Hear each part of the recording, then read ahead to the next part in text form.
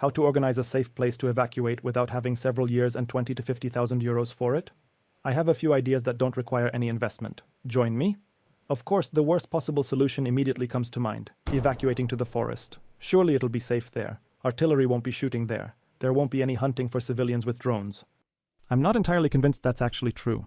In my opinion, a forest is not a good place for an evacuation, for many reasons. I explained this in that material.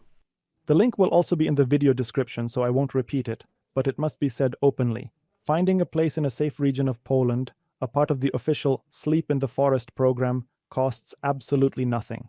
Planning the route to reach that location is also no problem whatsoever. So, to be able to take advantage of this, all that remains is to prepare an appropriate emergency kit that we'll take with us for such an eventuality. It might need to be really very solidly expanded with something that will provide your family with safe shelter from the environment. For example, a large tent with a stove for heating, maybe just a few tarps and hammocks, but even a shower curtain or a tarp from a hardware store, or a few thick plastic bags cut open and taped together can provide solid protection from rain and wind. A shelter like this is far better than one constructed from tree branches, I can assure you, in so many different ways. I'm certainly not starting the video by presenting this solution as a good one. No, it's quite bad. I'll show you much better, and also free options at the end of this video.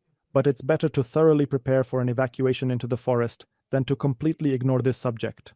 The bug-out kit you take will also help if authorities put your family in a temporary housing like a gym. And in this case, if you additionally take slippers, an extension cord, and a few other small items, it will be truly luxurious. A much better solution than the Sleep in the Forest program is to stay in a hotel in a different city. But how is that possible? You clearly said it would be completely cost-free. No, I specifically said it would be without any investment.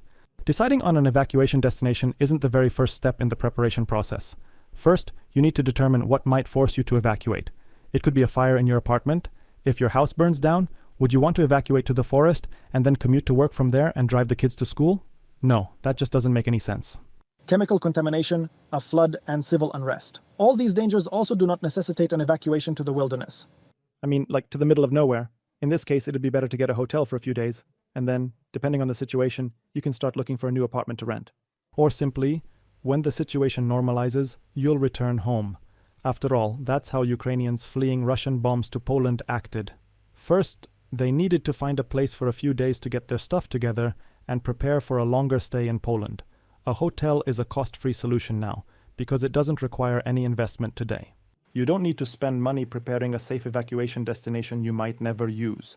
So the first step is to identify safe towns, cities, you can go to in case of danger.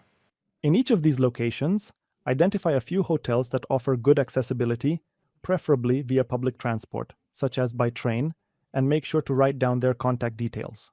Then, if the need arises, you can bug out, and even while you're on your way, you'll be able to call them to book a room for a couple of nights. Because other people, traveling without a plan, going to those same places, won't think to call and book a spot, and they'll be turned away from reception empty-handed.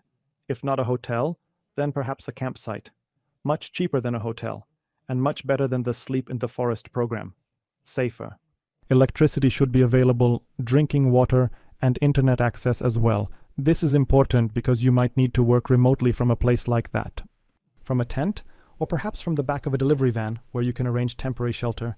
Given the accompanying infrastructure, such as a shower and a toilet, this is a much better option than the open forest. And then, once more, create a list of these kinds of campsites, and also ascertain their specific operating conditions. Do they operate at all outside the peak tourist season? When do they open? When do they close? Perhaps during the off-season they only provide places with water and electricity hookups for motorhomes and recreational vehicles. Or perhaps look for some more unusual or less obvious options for travelers? A few other places where it's also possible for your family to stay.